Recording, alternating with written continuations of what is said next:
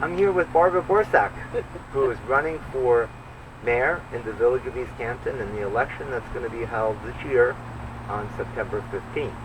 And we wanted to have a little chat, Barbara, with you, find out why you're interested in running for mayor, what the major issues are, and let people know where you stand. So, why are you doing this? Why do you want to run for mayor? Well, East Hampton Village is where I've always lived. It's an important place to me. It's part of who I am, and I think the quality of life is important. I don't ever want to leave here, so I want it to be as good in 10 years as it is now. I want it to be a place that people love to live, and I think quality of life is a major issue because there are a lot of challenges to that. Sure. And, in terms of your background, your roots here, what is your history in the village? I've lived here all my life. My ancestors moved here in the village in I think late 1700s. We've lived on this corner of Accabonac and Montauk Highway for a couple hundred years. My great-great-grandfather came home from the Civil War and took over the blacksmith shop that was right across the street over here on the corner. And so they built these 4 houses right here that are on the corner. So I grew up in the house next door. This is a house that my great uncle built that I live in now. So they're all still family-owned houses. And your involvement in the community, in the village over your lifetime has been... I've always been involved. From the time my kids were little, I was in PTA. I was president of the PTA and, vice president. I held a lot of positions in the important places at that point for me when my kids were young and growing up. And then once my kids were getting older, then I got involved in the Historical Society. I've been on the board of the Healthcare Foundation, on the hospital board. The Historical Society I've been in for a long time, over 30 years. And I'm in the Ambulance Association. I've been an EMT with the ambulance for 30 years now. So yeah, the angels that respond to us in the middle of the night when we're in a crisis. Yes. You've been doing that for how many 30 years? years. 30 years. 30 You years. were a member of the ambulance squad. Yep. Were you Still active. Were you the captain? I was or the chief for two. I was elected twice. Mm-hmm. So for 2 years I was the chief. That was back in 94, 95. I love that. That's my favorite thing to do because there's something about being able to respond to your neighbors and friends when they're in crisis. It's just the best feeling in the world. You can see it on their faces when you walk in the door that you're really, doing something for them when they really need somebody. You mentioned your involvement with the East Hampton Healthcare Foundation Board and also with the board of Southampton Hospital. Mm-hmm. Talk to me, there's a lot of changes that are taking place in medical care and emergency services to our community. The hospital's talking about building a new hospital and possibly we get an emergency services center out here. So you were involved in both of those, and both the Healthcare Foundation and the hospital were involved in, potentially a new hospital that's going to be further west of us. Right. Talk to us about your involvement with, how we deal with that as a community. How do we get services here in East Hampton, especially emergency services, and not have ambulances driving from East Hampton to Montauk all the way to where Southampton College is, which is where the new hospital is being proposed to be built. That's one of the reasons I got involved with the hospital is because they were already starting to talk about moving the hospital to the Southampton College campus. And as an ambulance volunteer and someone who drives the ambulance, I understand that it may only be 2 miles, but it could be a very long trip between where the hospital is now and where the college campus is, especially on a Sunday night when it's bumper-to-bumper traffic and there's no place for people to get out of the way. So how are we going to deal with that? So my real interest is in getting this 24/7 emergency facility built in East Hampton. I think that's really important for us as a community. The volunteers in Montauk spent 3 hours on the road getting back and forth to Southampton Hospital. I was on a call recently that took us over 2 hours because of the traffic coming home. It's not going over that's difficult, it's getting home when you don't have lights and sirens on. Yeah. So I think it's a key. I think it's a really important thing. So that's one of my goals is to make sure that facility gets built. So so you were able to work with others and get the hospital to make a commitment to build this emergency services center here, right here in East Hampton. Right in East Hampton. That's going to be able to provide what kind of services would be anticipated there? Well, it will be a regular emergency room. So we'll have all radiation, all the radiology services that you could get at the hospital in the emergency room. And all the ambulances will be able to go there instead of driving to Southampton Hospital, which will be amazing. I mean, that would be great. The Southampton Hospital will actually have a Stony Brook ambulance stationed there. So if East Hampton Ambulance should take someone to the facility and then they need a transport to the main hospital, the Stony Brook ambulance will take them to the main hospital. So it's going to save us a tremendous amount of time. The volunteers out here, it'll be life-changing. Yeah, and for the residents to And be for the able to get, residents. much more immediate care. Absolutely. If they have a trauma of some kind. That's really wonderful. I mean, It is. I think that's something hopefully we will look forward to. It'll get done. I know if you're involved, continue to be involved, and certainly if you're mayor of the village, that's going to get done. It's I don't think there's any life-changing, I question think, about for all of us who live here. It Yeah, really is. yeah. So let's talk a little bit about, about some of the issues that face the village of East Hampton. Anything historically that you've been involved in. Well, let's start with that. I mean, what are some of the issues that you are proud of that the village has been able to accomplish in the past, 10 years or more? Well, quality of life issues are important to me because where I live right here, we deal with a lot of traffic, a lot of noise. So we've passed legislation to control construction noise, certain hours that they're allowed. We've passed legislation to control leaf blower noise and landscaping noise. We've passed legislation to control the speed limits on residential streets. We've passed legislation to control the weight limits on vehicles on residential streets so that the bigger trucks can't go down the residential streets. So that's a huge noise factor. I think those are important issues. I think preservation of our history here in East Hampton is very important, and I'm proud of the things we've done there. We've been able to use community preservation funds to preserve and restore some of our most important buildings. We've also used that money to gain some scenic easements and to gain scenic vistas. I know I'm proud of those things. I also think that it's important that we're always cognizant of the fact that we want a vital commercial core. So we have been thinking in the last few years about how we can work on that. We're talking about a new parking system, which I think is going to be key to that.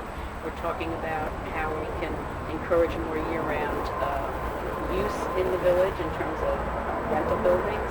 We have to protect our ponds. Now we know so much more than we did 20 years ago about what's causing the problems in our ponds. And Hook Pond, Town Pond, Georgia Pond are all really important assets to our village. So we have done a number of things to work on that. We've put new filters, systems into the drains where the runoff goes from the drains into the water bodies. That's an improvement. We put in a rain garden going into Town Pond. There will be one on Methodist Lane soon. We're working on that. We're talking about one at Georgica. Rain gardens are gardens that specifically help filter out the nitrogens and the phosphorus that goes into the ponds, and that's an important thing. We've actually have plans in place to dredge Town Pond this fall, which has taken us quite a few years to get all the permits in place. It's a long process to get all your permits in place to do something like that. So those are all in place. We're going to do that this fall. We're monitoring the ponds, all of the ponds. We've been working with the Friends of Georgica Pond to monitor through the, USGS? Thank you, USGS. Monitor the ponds, and we work with them on that. We're working with the septic systems. We've started the IA system legislation. We did that, and we actually made ours more stringent than the towns. So that if you're doing a renovation that's adding 20% to your property, you need to put in a new IA system. So it's pretty stringent. If you're doing new construction, you have to put in an IA system. That's a system that will protect our ponds as well, because there are a lot of properties that are around the ponds, and their systems, a lot of them still have cesspools, and those systems contribute to the ponds. So that's really important, I think. Yeah, that's a one of those issues dear to my heart, because when I was town supervisor, we initiated that legislation, that program. Fred Beal, our assemblyman, was able to get the legislation passed that allows some of the community preservation money to be used for replacements, and there's funding available in place now for property owners to use to help pay for the cost of replacing their system. And I know from working with some of the people around George Capon, through the efforts of the Friends of George Capon, they have in the surrounding area of George Capon 30 new systems that have either gone in, actually been replaced, or are in the process of planning and permitting to be replaced. So, I think it's great that there's real progress being made in that area, because certainly we know nitrogen infiltration is a major cause of contamination. And I think it's an educational issue. I think when people understand, they're willing, because they love the water's bodies too, the water bodies. Sure. So I think the education. Let's talk a little bit about. Obviously, there's a campaign going on. There's 3 candidates for mayor. You listen to and hear what other candidates are proposing to do, and issues arise from that. And I wanted to press you a little bit on the issue of music, outdoor fairs, concerts. Sort of a change in the character of things that would be. Some candidates are talking about permitting. Street fairs, more street fairs. Food trucks in Herrick Park, I think one of the candidates has suggested. How do you, react to that? I mean, how do you deal with, so there's a desire to, try to revitalize, the main business core of the village, which is nicely contained, great history, nice, beautiful historic buildings.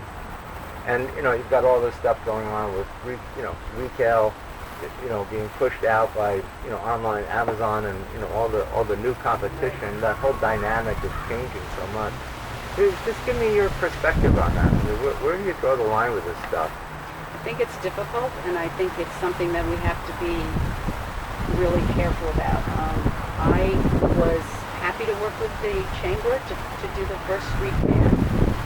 I think we have 3 of them now, not this year of course because of COVID, but we have had 3 of them. I think that's enough. I don't think that the village residents want a lot of the street fairs. I think, and we've gotten a lot of feedback from some residents who feel that way.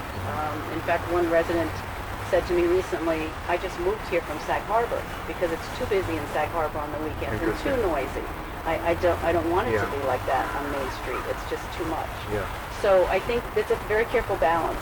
I think the residents want it to be a good commercial core. They want it to be vibrant, but I don't think they want it to overtake their peace and enjoyment of their homes.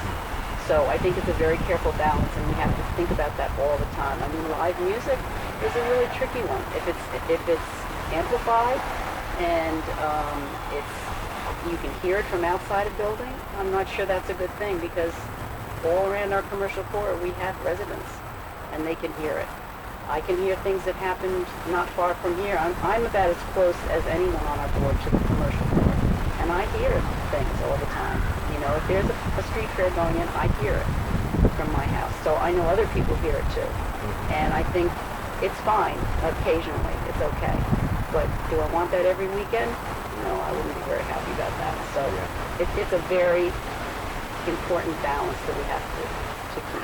Yeah, I think personally I think that's a balanced perspective. Because when I was supervisor, I saw what happened in Montauk.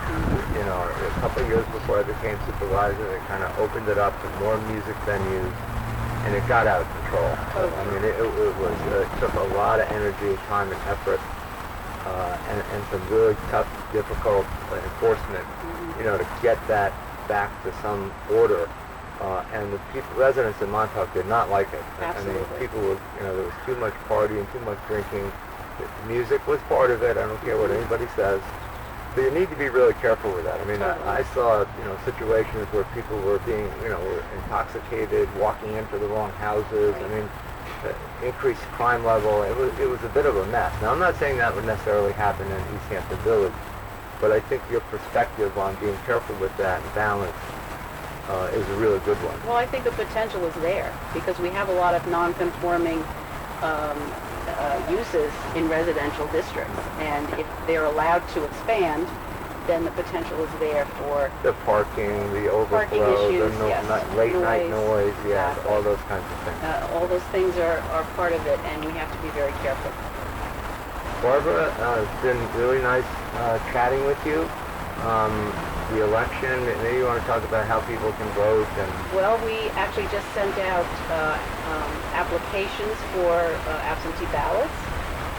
So anybody who wants to vote by absentee ballot can do that. You just have to make sure under the reasons you put COVID if you don't feel like you're able to go out at this point and be in public. We understand that, and that's acceptable. So you will get those. You can mail those to Village Hall and get your absentee ballot and vote by the absentee ballot, and all the instructions will be there. Or you can come on September 15th, which is a Tuesday, between noon and 9 o'clock at night, and vote at the Emergency Services Building downstairs in the firehouse where we've always voted. So And you probably have spacing there. We'll have for people to spacing, get yes. in and the proper protocol, so it's masking, COVID safe. we'll be very Yeah. careful about that. Yeah, and this year, like you said, people can vote by absentee. Yes, if they want to vote by absentee, and we encourage people to vote. I mean, the residents need to be heard. That's very important. Well, Barbara, it's been really nice chatting with you. I'm a big fan of yours. I know you'd Thank be you, a Larry. terrific mayor, and I hope everyone that watches this gives really strong consideration to voting for Barbara. Thank you.